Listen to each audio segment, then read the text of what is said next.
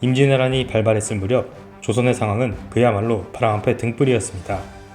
정치적으로는 오랜 당파 싸움으로 정계 혼란이 가중되어 정상적인 국가 운영이 힘든 시기였죠.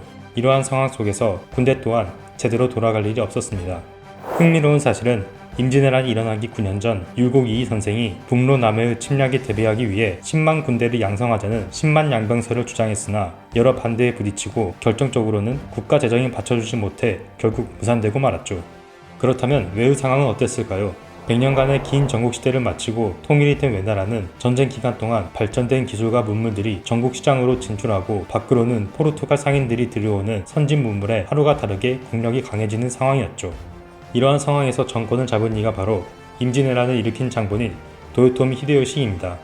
국력은 날로 강해지고 전국시대 동안 수많은 전투를 치른 정예 군대까지 보유하고 있었으니 무서울 게 없었던 히데요시는 드디어 대륙 정복의 야욕을 드러냅니다. 조선에 사신을 보내 명을 치러 갈 테니 길을 열어달라는 요구를 하게 됩니다. 조선이 이를 거부하자 곧바로 조선을 침략할 군대를 편성하게 됩니다. 왜군의 전력을 살펴보면 1번대는 고니시를 지휘관으로 18,700명이 편성되고 2번대는 가토 기요마사가 이끄는 22,800명 등 9번대까지 육군 정규군만 158,700명이나 되는 대군을 이끌고 조선을 침략합니다.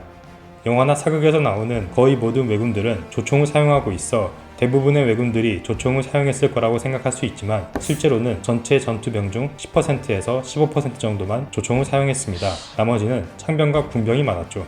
비율로 따지면 큰 비중은 아니지만 어쨌든 조총이 왜군의 주력 무기인 것은 틀림없는 사실입니다. 당시 최신식 무기였던 조총에도 치명적인 단점이 있었는데 그것은 바로 복잡하고 오래 걸리는 재장전이었습니다. 한번 쏘고 난 조총을 다시 재장전하려면 일단 긴 도구를 이용해 총열을 닦아줘야 합니다. 그렇지 않으면 총열 안에 남아있는 이물질에 걸려 총 안에서 폭발할 수 있었기 때문입니다. 총열을 닦은 다음에는 가루 형태의 화약을 넣고 긴 도구를 이용해 화약을 닫아줍니다. 그 이후 탄환을 넣고 또다시 긴 도구를 이용해 탄환을 끝까지 밀어준 다음 격발이 가능한데요. 숙련된 병사라도 재장전에 최소 30초는 걸린다고 하죠. 1, 2초에도 목숨이 왔다 갔다 하는 전장에서 30초 동안 장전을 하고 있으면 한 발 쏘고 골로 가기 십상이죠. 왜군은 이런 단점을 보완해 조총병을 3열로 세워 1열이 사격을 하고 난 뒤 물러나 재장전을 할 때 2, 3열이 연달아 사격을 해 단시간에 화력을 집중하는 효율적인 전술을 구사했습니다. 그렇다면 조선군은 어떤 무기와 전략으로 맞섰을까요? 무기부터 살펴보면 조선의 대표 원거리 무기인 각궁이 있습니다. 각궁은 동물의 뿔과 힘줄, 그리고 나무를 혼합해 만든 복합궁으로 일반 활의 사정거리가 100m 내외인 것과 영국의 장궁이 200m인 것에 비해 조선의 각궁은 최대 사거리 300m로 사정거리가 굉장히 길다고 볼 수 있습니다. 이러한 장점 때문에 육상전은 물론 해상전에서도 유용하게 사용되었습니다. 우리나라 국방부를 포방부라고도 부르는데 한국군의 대포사랑은 어제 오늘 일이 아닙니다. 임진왜란 당시에도 조선군은 여러가지 강력한 포를 보유하고 있었는데 대표적으로 천자, 지자, 현자총통 등의 무기들이 있었는데 그 중에서 적이 가장 두려워했던 무기는 바로 귀신폭탄이라고 불렸던 비격진천레입니다. 비격진천레는 최초의 시한폭탄 개념의 포탄으로 나무홈에 심지를 감아 심지가 다 타고 나면 화약이 폭발해 내부에 있는 쇠촉각들이 사방으로 퍼져 주변의 적들을 쓸어버리는 무시무시한 무기였죠. 게다가 나무홈에 감긴 심지의 길이를 조절해 폭발 시간까지 조절하는 신개념 무기라고 볼 수 있습니다.